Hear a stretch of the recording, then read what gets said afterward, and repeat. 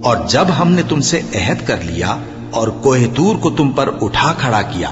اور حکم دیا کہ جو کتاب ہم نے تم کو دی ہے اس کو زور سے پکڑے رہو اور جو اس میں لکھا ہے اسے یاد رکھو تاکہ عذاب سے محفوظ رہو، پھر تم اس کے بعد عہد سے پھر گئے، سو اگر تم پر اللہ کا فضل اور اس کی مہربانی نہ ہوتی تو تم خسارے میں پڑ گئے ہوتے۔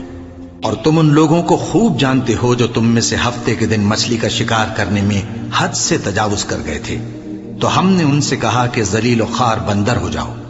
اور اس قصے کو اس وقت کے لوگوں کے لیے اور جو ان کے بعد آنے والے تھے عبرت اور پرہیزگاروں کے لیے نصیحت بنا دیا۔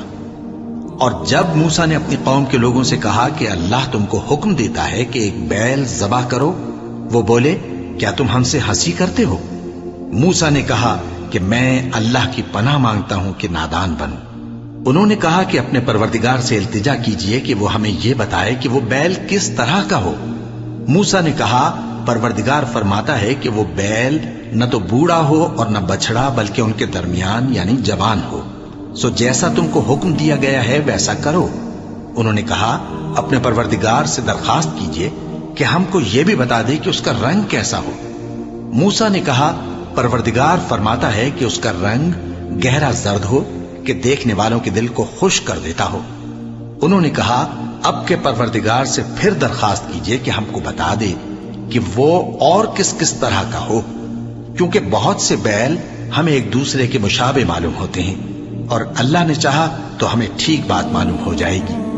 موسیٰ نے کہا کہ اللہ فرماتا ہے کہ وہ بیل کام میں لگا ہوا نہ ہو، نہ تو زمین جوتتا ہو اور نہ کھیتی کو پانی دیتا ہو، بے عیب ہو، اس میں کسی طرح کا داغ نہ ہو۔ کہنے لگے اب تم نے سب باتیں درست بتا دیں۔ غرض بڑی مشکل سے انہوں نے اس بیل کو ذبح کیا جبکہ وہ ایسا کرنے والے لگتے نہ تھے۔ اور جب تم نے ایک شخص کو قتل کیا تو اس میں باہم جھگڑنے لگے، حالانکہ جو بات تم چھپا رہے تھے اللہ اس کو ظاہر کرنے والا تھا۔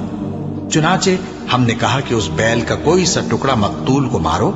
اس طرح اللہ مردوں کو زندہ کرتا ہے اور تم کو اپنی قدرت کی نشانیاں دکھاتا ہے تاکہ تم سمجھو۔ پھر اس کے بعد تمہارے دل سخت ہو گئے گویا وہ پتھر ہیں یا ان سے بھی زیادہ سخت،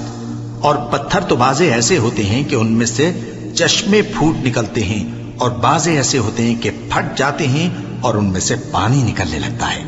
اور بعضے ایسے ہوتے ہیں کہ اللہ کے خوف سے گر پڑتے ہیں، اور اللہ تمہارے کرتوتوں سے بے خبر نہیں۔ مومنو کیا تم امید رکھتے ہو کہ یہ لوگ تمہارے دین کے قائل ہو جائیں گے؟ حالانکہ ان میں سے کچھ لوگ کلام اللہ یعنی تورات کو سنتے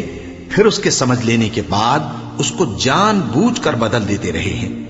اور یہ لوگ جب مومنوں سے ملتے ہیں تو کہتے ہیں ہم ایمان لے آئے ہیں، اور جس وقت تنہائی میں ایک دوسرے سے ملتے ہیں تو کہتے ہیں جو بات اللہ نے تم پر ظاہر فرمائی ہے وہ تم ان کو اس لیے بتائے دیتے ہو کہ قیامت کے دن اسی کے حوالے سے تمہارے پروردگار کے سامنے تم کو الزام دیں۔ کیا تم سمجھتے نہیں؟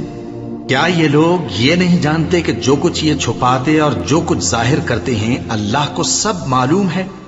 اور بعض ان میں ان پڑھ ہیں کہ اپنی آرزوؤں کے سوا اللہ کی کتاب سے واقف ہی نہیں، اور وہ صرف اٹکل سے کام لیتے ہیں۔ سو ان لوگوں پر افسوس ہے جو اپنے ہاتھ سے کتاب لکھتے ہیں اور کہتے یہ ہیں کہ یہ اللہ کے پاس سے آئی ہے تاکہ اس کے عوض تھوڑی سی قیمت یعنی دنیاوی منفعت حاصل کریں۔